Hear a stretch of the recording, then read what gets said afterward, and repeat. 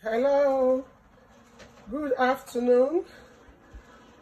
This particular video is dedicated to my sister Nekpen Obasogie. Is also dedicated to Aghabiomo Ogbewe. Is dedicated to Brefa of Jordan. Is dedicated to all Ędo elders who came from US, from UK, from all over the world to celebrate Ędo Language Day. I am so proud.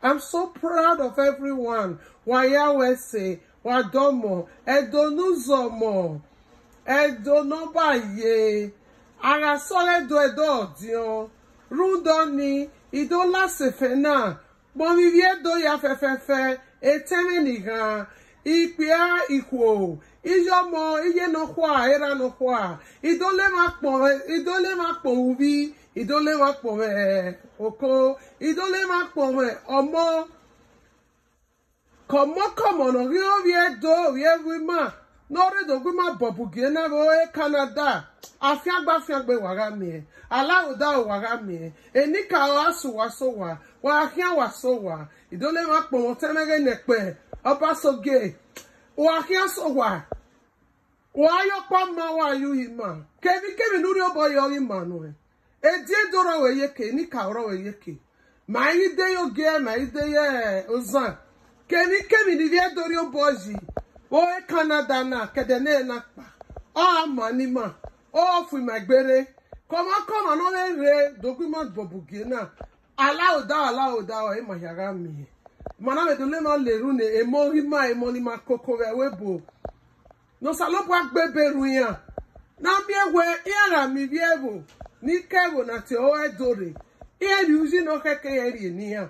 Kevi ni ari oboji ori manima. Ori emoya fefe ni ma biore yen manima webo na. Ma yi gbe boji ma fi mo ade webo. Ma yi gbe boji ma fi mo ade Canada. Kevi ni mo yari oboji ori manima. Kedene na ikpa. Mahani ko edore ni yani Mario boji so manima. Iwi na manje o mai ku obi mai kuku.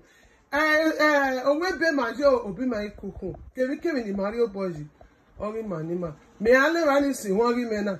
Ara sore Edo dio. Ado asoro ma o Edo dio. Ara sore Edo dio.